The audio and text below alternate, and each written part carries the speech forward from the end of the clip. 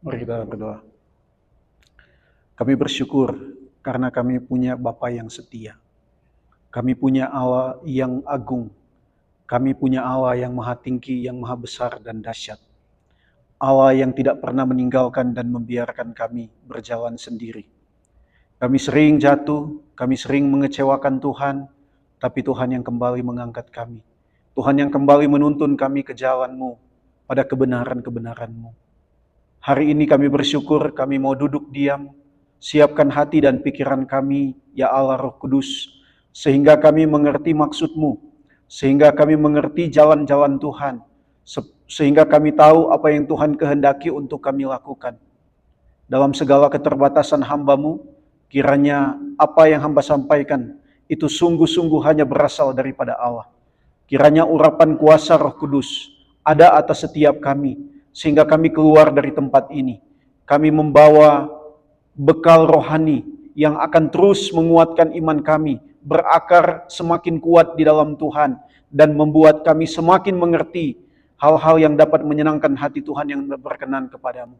Terima kasih Tuhan, berkati waktu ini, kami serahkan dan persembahkan hanya di dalam nama Yesus Kristus, Tuhan dan Penebus hidup kami. Amin. Shalom. Selamat hari Minggu. Saudaraku yang dikasihi Tuhan, minggu kemarin saya sudah menjelaskan bahwa dalam perjalanan pembangunan tembok Yerusalem, orang-orang Yahudi mengalami tantangan dari luar. Ada beberapa bangsa, ada beberapa kelompok yang berusaha untuk bersepakat, untuk memerangi mereka, untuk mengacaukan apa yang mereka lakukan. Mereka bersepakat untuk menghentikan, bahkan untuk menghambat pembangunan tembok Yerusalem yang sudah dijalankan oleh Nehemia dan orang Yahudi pada saat itu. Tetapi saudara, kita lihat bahwa ternyata Nehemia dan orang-orang saat itu menghadapi dengan doa. Mereka menghadapi dengan iman. Bahkan juga Alkitab katakan bahwa Nehemia terus berusaha untuk menguatkan umat Allah pada saat itu, bahwa Allah itu adalah Allah yang dahsyat, yang maha besar, yang pasti berperang bagi mereka. Jadi mereka tidak akan berperang sendirian, tidak akan menyelesaikan tembok itu sendirian, tetapi Allah yang akan bekerja untuk segala sesuatu. Karena itu memang berasal daripada Allah, bukan dari manusia. Jadi kita lihat bahwa ada tantangan dari luar, dari orang-orang, dari bangsa-bangsa sekitar yang memang tidak suka dengan apa yang mereka lakukan. Nah, hari ini saudara, kita masuk pada pasalnya yang kelima. Ternyata setelah tantangan dari luar itu mereka lewati, ada tantangan yang datang dari dalam mereka sendiri. Dan sering sekali tantangan yang datang dari dalam itu lebih sulit karena menggerogoti satu persatuan umat Tuhan. Mari kita buka Alkitab kita, saudaraku. Nehemia pasalnya yang kelima, ayatnya yang ke-19, ayatnya yang pertama sampai ayatnya yang ke-19. Nehemia pasalnya yang kelima, ayatnya yang pertama sampai ayatnya yang ke-19. Saudaraku yang terkasih, hari ini kita mau renungkan kebenaran firman Tuhan dengan tema membangun tembok tanpa menghancurkan sesama. Saya pas pikirkan tema ini agak gimana ya? Kita lihat bahwa ternyata pembangunan tembok itu ada kemajuan yang dilakukan oleh orang-orang yang ada di Yerusalem hari itu. Tapi di balik semua kemajuan yang sementara terjadi, ada orang-orang yang berteriak, ada orang-orang yang terluka. Kalau kita baca ayat 1 sampai ayat 5, ini berbicara bagaimana orang-orang yang dalam kondisi sulit, mereka mengeluh. Dikatakan mereka berteriak. Kalau kita lihat di dalam ayat 1 sangat jelas, maka terdengarlah keluhan yang keras dari rakyat. Mereka mengeluh karena memang kondisi mereka sudah sangat sulit. Kalau kita lihat ayat 1 sampai ayat 5 dikatakan mereka mengalami kelaparan. Mereka punya banyak anak, mereka punya keluarga, anak laki-laki dan perempuan. Semakin banyak anaknya, semakin sulit kan untuk mendapatkan makanan, untuk mendapatkan gandum, untuk menghidupi keluarganya.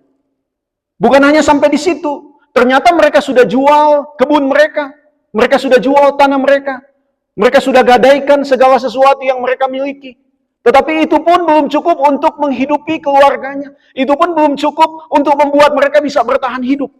Alkitab mengatakan bahwa mereka di dalam kondisi kelaparan. Apakah kesusahan mereka sampai di situ? Tidak. Di dalam ayat 4 dan ayat 5 dikatakan bahwa mereka dengan terpaksa harus membiarkan anak-anak mereka menjadi budak. Artinya mereka membiarkan anak-anak mereka ada di bawah kekuasaan orang lain. Mereka membiarkan anak-anak mereka dimiliki oleh orang lain. Artinya kalau orang sudah menjadi budak, dia tidak punya kekuasaan apapun terhadap dirinya sendiri. Tenaganya, waktunya, segala sesuatu yang dia miliki bergantung pada tuannya.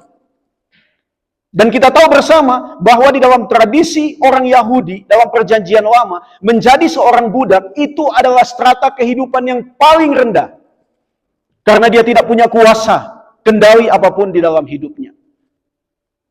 Saudara lihat bahwa ternyata mereka dari kondisi tidak punya makanan, kelaparan, mereka sudah kehilangan harta benda mereka, rumah, tanah mereka, bahkan dikatakan kebun anggur mereka sudah gadaikan. Berarti dari mana mereka bisa mendapatkan penghasilan? Harusnya dari situlah mereka menanam, mereka bisa mendapat penghasilan, tetapi semuanya itu mereka sudah gadaikan. Bahkan dikatakan sampai mereka harus berhutang dan bunganya itu sangat tinggi. Sehingga mereka sehingga mereka membiarkan anak-anak mereka untuk menjadi budak. Saudaraku, kita lihat, pembangunan itu sementara berlangsung, dan Alkitab katakan di dalam pasal 4 ada kemajuan, tetapi ada orang-orang yang menjerit karena kelaparan. Ada orang-orang yang berteriak karena segala sesuatu yang mereka punya. Mereka harus lepaskan, mereka harus relakan. Dan saudara, itu terjadi karena ulah para penguasa, para bangsawan, orang-orang yang punya uang, yang punya kekuasaan, seakan mengeksploitasi mereka. Sehingga mereka kehilangan segala sesuatu. Saudaraku, kalau kita baca bagian ini, kita melihat bahwa ternyata tantangan itu datang dari dalam. Pasal 4, tentangan dan tantangan itu datang dari luar. Sambalat, Tobia, orang-orang Amon, orang-orang Asdod, bahkan orang-orang lain di sekitar mereka. Tapi dalam pasal ini, tantangan itu datang dari dalam.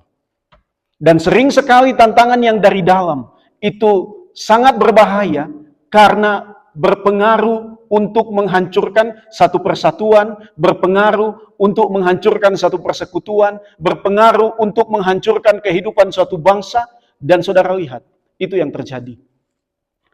Dari bagian ini kita bisa melihat kehidupan kita hari ini, saudara. Baik dalam kehidupan keluarga kita, dalam kehidupan persekutuan kita, dalam segala sesuatu yang kita hadapi. Saudaraku, hal apa yang sedang dialami tantangan yang datangnya dari dalam? Kita bisa berpikir sejenak. Baik di dalam keluarga kita, di dalam persekutuan kita, di dalam gereja kita. Sering sekali orang dari luar berbicara apapun, itu kita bisa hadapi. Tetapi sering sekali segala sesuatu yang dari dalam itu yang sangat berbahaya. Bisa menjadi bom waktu yang akan memecah belah satu dengan yang lain. Ketika di dalam persekutuan itu sudah ada orang-orang yang tidak lagi berpikir tentang bagaimana hidup di dalam kasih, melainkan sudah hidup di dalam keegoisan. Hidup di dalam iri hati, hidup di dalam kepentingan diri sendiri, hidup di dalam segala sesuatu yang bisa menggerogoti persatuan, maka saudaraku, itulah yang lebih seakan powernya lebih kuat untuk menghancurkan sebuah persekutuan dibanding sesuatu yang datang dari luar. Sehingga harusnya tantangan yang dari dalam, itu yang harus segera diselesaikan. Itu yang harus segera dibereskan. Sehingga satu persekutuan itu tetap hidup di dalam satu kesatuan, satu dengan yang lain. Saya baru 8 bulan di sini, saudara. Saya nggak tahu jelas bagaimana kondisi persekutuan itu. Tapi ada saudara yang sudah 20 tahun. Ada yang mungkin sudah 15 tahun. Ada yang sudah 10 tahun. Pasti lebih tahu lah dari saya gitu ya. Segala sesuatu yang terjadi kita bisa lihat. Kalau kita datangnya hanya hari Minggu, setelah itu pergi, ya mungkin kita nggak akan tahu apa-apa gitu ya. Ya memang sedih juga sih kalau lihat orang hanya datang hari Minggu, setelah itu lepas dari semua persekutuan, kebersamaan, dari pertumbuhan, dari discipleship, dan lain sebagainya. Itu menyedihkan juga. Apakah kita bisa dikatakan bahwa kita adalah satu gereja yang mau bertumbuh bersama? Kita adalah satu gereja yang mau berakar di dalam Kristus bersama. Kita adalah satu gereja yang mau saling bahu-membahu untuk mau sama-sama melihat saudara kita seiman. Coba saudara lihat samping kiri dan kanan saudara. Kalau kita bertanya pada diri kita sendiri, apa yang sudah saya buat untuk dia gitu ya? Apa yang saya sudah lakukan untuk orang yang ada di sekitar saya? Saudaraku, para penguasa, para pemimpin pada saat itu, mereka punya uang, mereka punya harta, mereka punya kekuasaan, tetapi digunakan untuk hal-hal yang merusak dari dalam, sehingga membuat orang lain malah menderita. Pembangunan itu berjalan dengan begitu baik, maju, tetapi ada orang-orang yang menangis, berteriak, kelaparan, dan mereka sudah kehilangan segala sesuatunya, tetapi malah semakin diinjak, semakin dihancurkan. Saudaraku, adakah kita terpikir tentang apa yang ada di dalam hidup kita, pribadi, keluarga, bahkan di dalam persekutuan kita, yang sementara menggerogoti kehidupan kita, persatuan kita?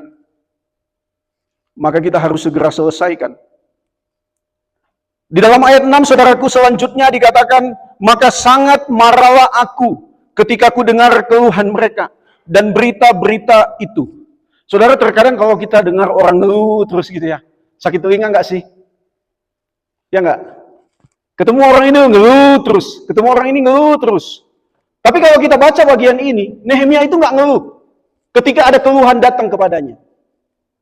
Dan ketika ada keluhan dari rakyat pada saat itu, dia tidak katakan, saya sudah dengar, pulang ke rumah, silahkan berdoa. Tidak, saudara. Tetapi Nehemia benar-benar memberikan perhatian penuh, sehingga dia dikatakan marah. Dia sangat marah. Ini satu kemarahan yang kudus yang ditunjukkan oleh Nehemia, karena dia melihat bahwa orang-orang yang berjuang bersama-sama membangun tembok bersama dengan dia, mereka ada di dalam kesusahan yang begitu berat. Nehemia bukan hanya mau datang bangun tembok, saudara, tetapi dia juga mau membangun satu kehidupan yang baik untuk orang-orang yang ada di situ. Dia tidak mau mereka hidup di dalam kesusahan. Dia mau bangun tembok supaya kembali kota itu menjadi sejahtera. Orang-orang yang ada di dalamnya bisa menikmati kesuksesan kembali. Mereka kembali dipulihkan. Bukan tembok itu terbangun, tetapi mereka tetap hidup di dalam kesusahan, di dalam penderitaan, bahkan di dalam kelaparan. Tidak. Karena itu ketika mereka datang mengeluh, dia tidak langsung bilang, pergi, berdoa, bergumul dengan Tuhan. Itu hal yang benar, saudara. Tetapi Nehemia tahu bahwa dia bisa berbuat sesuatu kepada mereka. Ada kan Alkitab katakan toh? Ketika ada saudaramu datang kepadamu, membutuhkan sesuatu, baju atau apa, kamu punya tetapi kamu tidak memberikan, datang besok aja gitu. Terkadang kan manusia berpikirnya demikian, dan itu realitas, saudara. Terkadang kita punya sesuatu, tapi kita hanya berpikir orang ini ngeluh terus, minta terus. Tapi Nehemia nggak mau lakukan itu. Dia tahu bahwa dia bisa berkomunikasi dengan orang-orang pada saat itu. Dia tahu bahwa dia bisa menolong mereka pada saat itu. Dia tahu bahwa dia bisa mengatur meskipun itu berhadapan dengan penguasa atau dengan para bangsawan pada saat itu. Karena itu maka sangat marah aku ketika mendengar keluhan. Kenapa Nehemia sangat marah, saudara? Yang pertama, karena ternyata mereka itu tidak punya kasih dan kepedulian kepada sesama orang Yahudi. Dan yang kedua, ternyata apa yang mereka lakukan adalah satu perbuatan yang tidak takut kepada Allah. Apa yang mereka lakukan adalah perbuatan yang tidak menghormati Tuhan. Apa yang mereka lakukan adalah perbuatan yang membuat orang tambah susah, tambah terhimpit, tambah menderita. Dan itu adalah satu perbuatan yang bertentangan dengan apa yang Tuhan sudah firmankan bagi mereka. Imamat pasalnya yang ke-25. Ayatnya yang ke-35 sampai 36. Di sana dikatakan, apabila saudaramu jatuh miskin, sehingga tidak sanggup bertahan di antaramu, maka engkau harus menyokong dia sebagai orang asing dan pendatang, supaya ia dapat hidup di antaramu. Janganlah engkau mengambil bunga, uang, atau riba daripadanya, melainkan, perhatikan baik-baik, engkau harus takut akan Allahmu, supaya saudaramu dapat hidup di antaramu. Jadi ternyata Allah sudah berfirman sama orang Israel Bahwa ketika ada saudaramu yang miskin, mereka menderita, mereka tidak mampu bertahan hidup karena kondisi mereka, maka yang harus dilakukan, dia harus diperlakukan seperti seorang pendatang yang harus dibiayai, harus dihidupi, bukan malah dikasih pinjaman, dilipat gandakan bunganya, membuat dia semakin sulit. Orang sudah miskin, tidak punya uang, tidak punya apa-apa, masa kita mau pinjamkan? Tambah susah, bagaimana dia mau kembalikan uang? Kami bertahun-tahun, saya dengan Ibu Laura, kalau ada orang pinjam uang sama kami nggak mau kasih. Tapi apa yang kami lakukan? Kalau dia kalau dia mau pinjam 1 juta gitu ya, atau mau pinjam 1 juta, kami bilang, sorry kami nggak bisa pinjamin uang, kasih aja 500 ya. Gitu. Karena kadang kalau dipinjamin gitu, yang minjam katanya lebih galak daripada yang dipinjamin gitu. Tapi saudara punya hikmat masing-masing, apa yang bisa saudara lakukan untuk orang yang membutuhkan. Artinya saya mau tegaskan di sini bahwa Allah sudah berfirman kepada orang Israel pada saat itu, bahwa mereka tidak bisa tutup mata kepada saudara mereka yang menderita. Mereka tidak boleh menambah beban kepada saudara mereka yang dalam kondisi miskin. Harusnya mereka menanggung, harusnya mereka menolong, harusnya mereka berusaha bagaimana supaya dia kembali dapat sejahtera, bagaimana supaya dia dapat kembali menjalani hidup yang layak. Amsal 28 ayat 27 dikatakan, siapa memberi kepada orang yang miskin tak akan berkekurangan. Tetapi orang yang menutup mata akan sangat dikutuki. Siapa memberi kepada orang miskin tak akan kekurangan. Semakin seorang memberi, semakin dia melihat bahwa ternyata berkat Tuhan mengalir melimpah di dalam hidupnya. Saya sering katakan bahwa orang yang melakukan sesuatu bagi orang lain, semakin hari Tuhan akan percayakan dia lebih dari apa yang sudah dia punya sebelumnya. Karena itu Alkitab katakan di bagian lain, orang yang memberi kepada orang lain, dia tidak akan pernah kekurangan. Orang yang terus memberi, semakin mengalami kelimpahan. Tetapi orang yang tidak memberi, seakan dia terus berpikir kekurangan. Di dalam bagian ini saudara dikatakan, tetapi orang yang menutup mata akan sangat dikutuki. Tahu saudara maksudnya menutup mata di sini? Nggak buat apa-apa. Nggak peduli. Kadang kan kita hanya pikir kalau kita buat yang jahat sama dia, baru dosa kan? Tapi ternyata dosa itu bukan hanya ketika kita buat jahat. Ketika kita tutup mata, tidak berbuat apa-apa untuk orang yang kita tahu dalam kondisi kesusahan, dalam kondisi kesulitan, itu juga adalah orang yang terkutuk. Nah, nggak maksudnya ya? Ketika kita tutup mata, tidak berbuat sesuatu, tidak peduli, mengabaikan orang yang kita tahu membutuhkan pertolongan. Dalam kondisi demikian saja, kita sudah terkutuk. Apalagi seperti yang dilakukan oleh para penguasa di zaman Nehemia pada saat itu. Mereka mengeksploitasi, mereka mencari keuntungan, mereka berusaha memperkaya diri dari orang-orang miskin. Lebih parah lagi, saudara. Saudaraku, kita yakin bahwa kita seorang yang mengasihi Tuhan. Kita yakin bahwa kita seorang yang takut akan Tuhan. Seorang yang takut akan Tuhan terbukti dari kemurahan hatinya kepada orang lain. Karena itu dikatakan tadi dalam ayat 36 Imamat 25, janganlah engkau mengambil bunga, uang atau riba daripadanya, melainkan engkau harus takut akan Allahmu supaya saudaramu dapat hidup di antaramu. Orang yang takut akan Tuhan adalah orang yang merelakan hartanya untuk dipakai bagi kesejahteraan hidup orang lain. Orang yang takut akan Tuhan adalah orang yang tidak menahan kebaikan kepada orang yang harus menerimanya. Dibalik aja. Kalau orangnya pelit, orangnya tidak berpikir tentang kehidupan orang lain, hanya berpikir untuk kepentingan diri sendiri, apakah dia seorang yang takut akan Tuhan?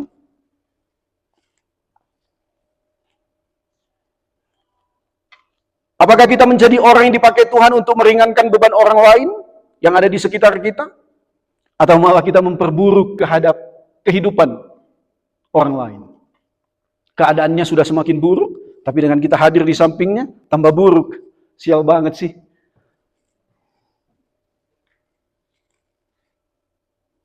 Kalau saya emang nggak mau deket-deket deh, gitu kan.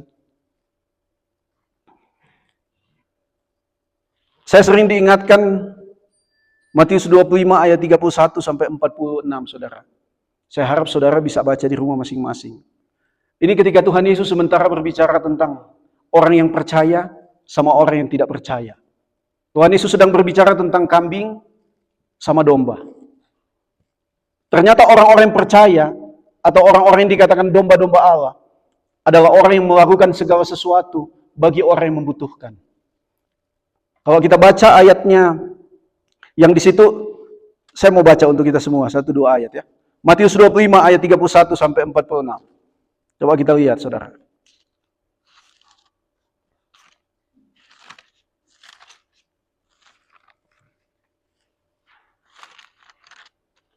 Ayat ini sangat sering mengingatkan saya, saudara.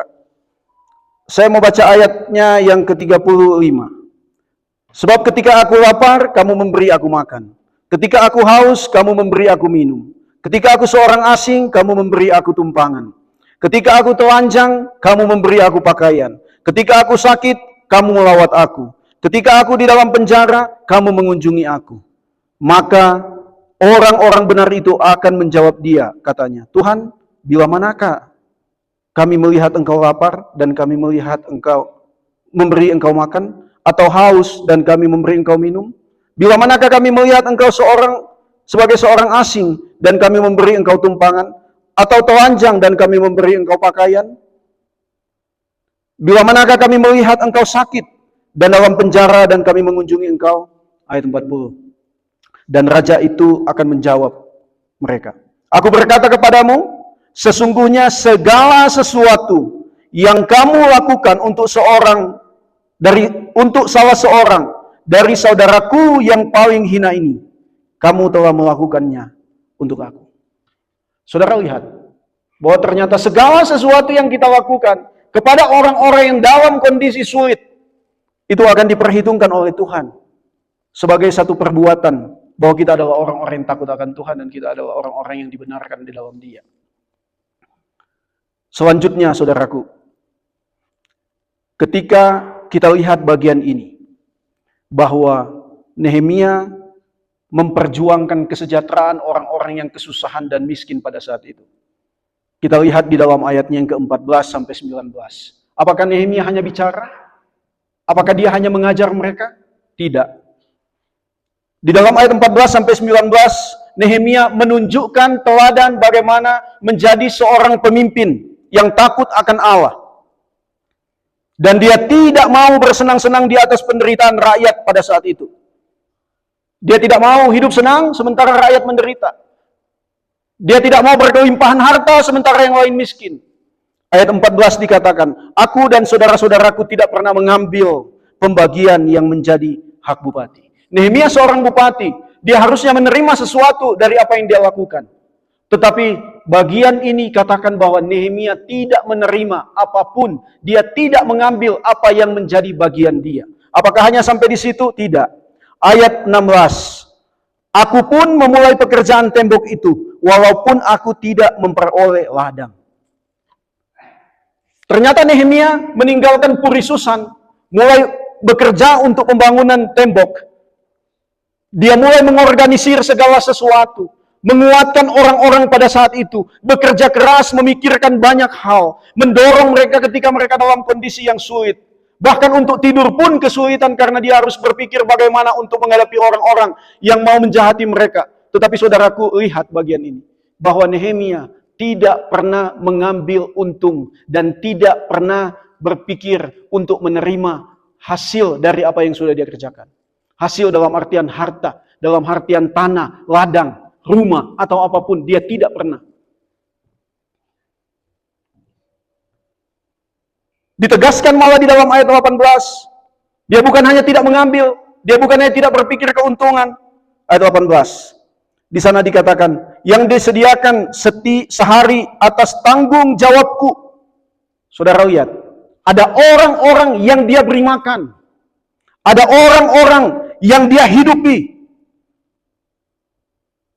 atas tanggung jawabku. Artinya apa? Dari uang dia, dari apa yang dia miliki.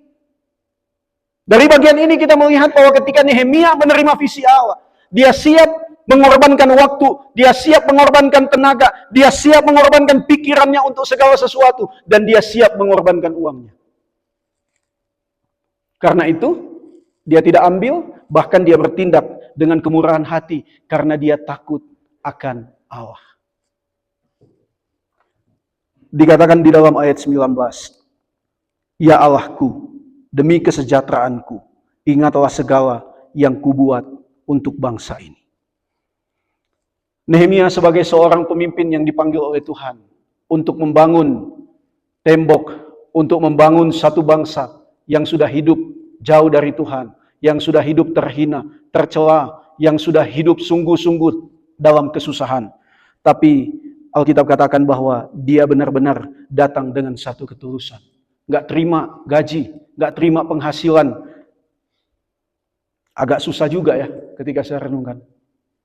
Karena terkadang kita manusia, kalau itu nggak menghasilkan, kita agak, apa ya kata orangnya, bahasa kerennya, ya ogah-ogahan buatnya kan. Tetapi ternyata Nehemia meskipun dia tidak dapat sesuatu dari situ, dan memang dia tidak berpikir untuk mendapat dari situ, tapi dia bekerja dengan begitu keras. Terkadang ketika kita mengikut, melayani Tuhan, ketika kita melakukan segala sesuatu untuk Tuhan, kita kan masih mikir untung dan ruginya kan. Kalau saya buat ini, untungnya saya apa? Kalau saya buat ini, rugi dong. Saya nggak dapat apa-apa, rugi lagi. Ngasih uang, waktu saya, tenaga saya, kan gitu. Karena itu ketika kita mengikut dan melayani Tuhan, kita perlu terus berefleksi di dalam hidup, di dalam hati kita. Untuk apa saya mengikut Tuhan? Untuk apa saya melayani Tuhan? Untuk apa saya datang beribadah? Untuk apa saya menyampaikan firman? Untuk apa saya memimpin pujian? Untuk apa saya, apa lagi ya? Untuk apa saya menyanyi? Untuk apa saya bermain musik? Untuk apa saya memberikan tenaga saya untuk bazar, contohnya ya. Atau untuk segala sesuatu kegiatan di dalam gereja. Kan gereja nggak bayar kita ya. Kalau gerejanya udah kaya, dibayar. Saya lihat gereja-gereja yang, apa namanya ini, yang sudah besar gitu. Termasuk gereja big church kita, dibayar juga ternyata orang yang main musik dan lain sebagainya ya. Karena mungkin mereka sudah punya kemauan. Tapi kan kita nggak dibayar ya. Khususnya saudara, saya sih dibayar.